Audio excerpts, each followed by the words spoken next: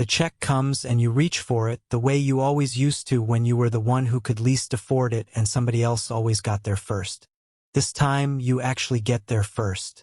And for half a second, nobody at the table says anything. Then someone laughs a little too quickly and says, "Look at you." And it's meant kindly, it really is. But something in the air at that table has shifted in a way you can't quite name.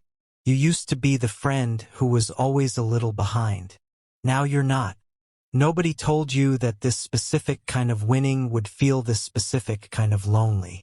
There's a name for what just happened at that table, and it isn't really about money at all, it's about the asymmetry. The moment one person's financial reality moves noticeably ahead of a friend group's shared reality, and nobody has a script for how to talk about it. For years, you and your friends operated on a shared, unspoken assumption. Money was tight for everyone roughly equally, and that shared tightness was part of what made the friendship feel equal. Splitting a bill 5 ways, complaining about rent, all of you picking the cheaper restaurant without discussion. That wasn't just budgeting. It was a quiet form of solidarity. The asymmetry breaks that without anyone doing anything wrong. You didn't do anything to your friends. You just moved financially out of a category you were all standing in together. And the group has to figure out, awkwardly and in real time, what that means for every future dinner, trip, and favor. Here's why this specific kind of gap creates more tension than almost any other difference between friends. Money is one of the last genuinely taboo topics in most friend groups. More private than health, sometimes more private than relationships. That taboo means nobody actually announces, "I now make significantly more than you." It just shows up sideways. In who suggests the nicer restaurant, who hesitates before agreeing to a trip, who changes the subject when a raise comes up. Research on friendship and income consistently finds that the friendships most likely to fade over time aren't the ones with the biggest fights. They're the ones with a growing, unaddressed gap in financial reality, where neither side knows how to bring it up without it feeling like either bragging or resentment. Nobody wants to be the friend who makes it weird. So mostly nobody says anything, and the gap just does its work quietly in the background of every hangout. You didn't cause this by earning more. You're experiencing it because almost nobody on either side of the gap was ever taught how to talk about it out loud. Rewind 3 years. Same 4 friends, same kind of brunch, and back then splitting the bill evenly was automatic, unquestioned. Nobody at that table made meaningfully more than anyone else, and the equality of that was part of what made the friendship feel effortless. You got a promotion that year. Then a second one 18 months later, plus the habits you'd already been building quietly on the side. The automatic transfers, the invested raises, the boring 6 habits nobody at any of these brunches ever asked you about because nobody knew to ask. By the 3rd year, your income is roughly double what it was when this friend group's rhythm first got established. And none of the other 3 friends' incomes have moved anywhere close to that much. The first sign is small. A group trip gets planned, a long weekend, a rental house, and you quietly notice you're the only one who doesn't think twice about the cost. You don't say anything. You just pay your share and move on. But at the planning dinner, you watch one friend do the math on her phone under the table, visibly recalculating whether she can make it work, and you feel something uncomfortable. Not guilt exactly, but a kind of helplessness because there's no version of, "I could just cover the difference," that doesn't risk making it worse. You end up quietly asking the host to adjust the split so it's more comfortable for everyone without naming why, and it works mostly, but you notice going forward that this friend suggests slightly cheaper plans now every time before you've said a single word about money. She's protecting herself from a conversation neither of you is having. You let her because you don't know how to have it either. By the 2nd year of this asymmetry, you notice yourself doing something you never used to do, downplaying things. A bonus gets smaller in the retelling. A vacation gets described more modestly than it was. Not lying exactly, just quietly editing yourself down every time to avoid the pause that happened at that brunch table the day you picked up the check. This isn't a problem you fix by making less money, and it isn't a problem you fix by pretending it isn't happening either. Here's what actually helps navigate the asymmetry without losing the friendships underneath it. 1. Separate generous from erasing the gap. Quietly covering every gap, always picking up the check, always suggesting the nicer thing and paying the difference. Feels generous but often deepens the discomfort, because it makes the asymmetry the unspoken center of every interaction instead of something manageable in the background.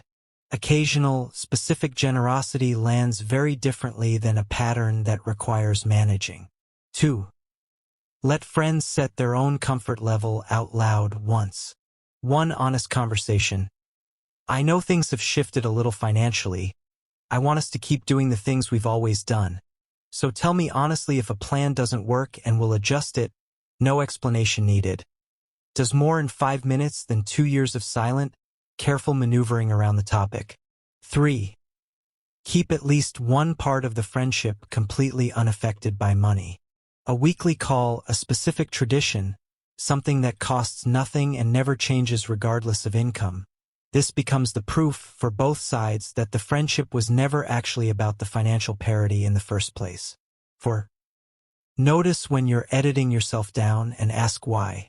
Downplaying a bonus or a trip to avoid a reaction is a small, repeated act of distance creating, even when it feels like humility. The goal isn't to perform wealth, it's to stop performing its absence. Either. 5. Accept that some distance may be unavoidable and it isn't automatically your fault. Some friendships, built on a foundation of shared financial reality, genuinely do change when that foundation shifts, no matter how well either side handles it. That's not a failure of character on either side. It's a structural fact about what the friendship was actually built on. None of these fully close the gap. They just make it survivable, which most weeks turns out to be enough. Here's the part that doesn't resolve neatly, no matter which of the 5 things above you do well. Being the rich friend is a specific, under-discussed kind of lonely, and almost nobody warns you about it because from the outside, it looks like the opposite of a problem. You can't complain about it without it sounding tone-deaf. It's hard being the one who makes more money is not a sentence that generates sympathy. And you know that, so you don't say it to anyone ever. Which means you carry the whole asymmetry, the guilt, the careful editing, the quiet recalculating you do before every single group plan, entirely alone because the one thing you're not allowed to do is talk about it. You'll also, at some point, become genuinely unsure whether a friend is being distant because of something real between you, or because of the money, or because of nothing at all, just normal life drift that would have happened anyway.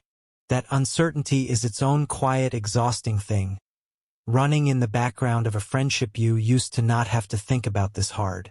And somewhere in there, you'll miss the version of these friendships that didn't require any of this navigation. Not because you'd trade the financial security to go back, you wouldn't, but because something genuinely was simpler before, and it's allowed to be true that you got something real and lost something real in the very same stretch of years. 2 years into this asymmetry, one of the same 3 friends calls you late on a Tuesday. Car trouble. An unexpected $1,800 repair. Rent due in 4 days, and she's asking, carefully, clearly hating every second of asking, if you could help. This is the exact moment the entire asymmetry has been quietly building toward, whether either of you realized it or not. Say yes without thought, and you risk the relationship becoming at least a little about what you can do for her financially going forward permanently. Say no, and you risk something that might matter more than the $1,800 ever could. You offer it as a loan, specific terms, written down in a text so there's no ambiguity, paid back whenever it's convenient, no interest, no follow-up required unless she brings it up first. She pays it back in full 4 months later, unprompted, and neither of you ever mentions it again. The friendship survives the test not because the money solved anything, but because the one honest conversation from before, the one about telling each other the truth without needing an explanation, had already happened months before the test arrived. The structure was built before it was needed. That's usually the only way it holds. So if you've become the person who makes more quietly over a few unremarkable years, and you've started to feel a specific kind of lonely that doesn't have an obvious name and definitely doesn't have anyone to complain to about it. You're not imagining it, and you're not doing something wrong by having it. Being ahead financially was never actually the hard part. The hard part was realizing that the version of friendship you'd built with these people was quietly resting on something you didn't know was load-bearing until it started to shift. You can't fully close the gap. You probably shouldn't try to. But you can decide on purpose which parts of these friendships were never actually about the money in the first place, and put your energy into protecting exactly those. Who in your life would you actually tell if the gap ever showed up at your table, and who would you quietly keep editing yourself down for instead?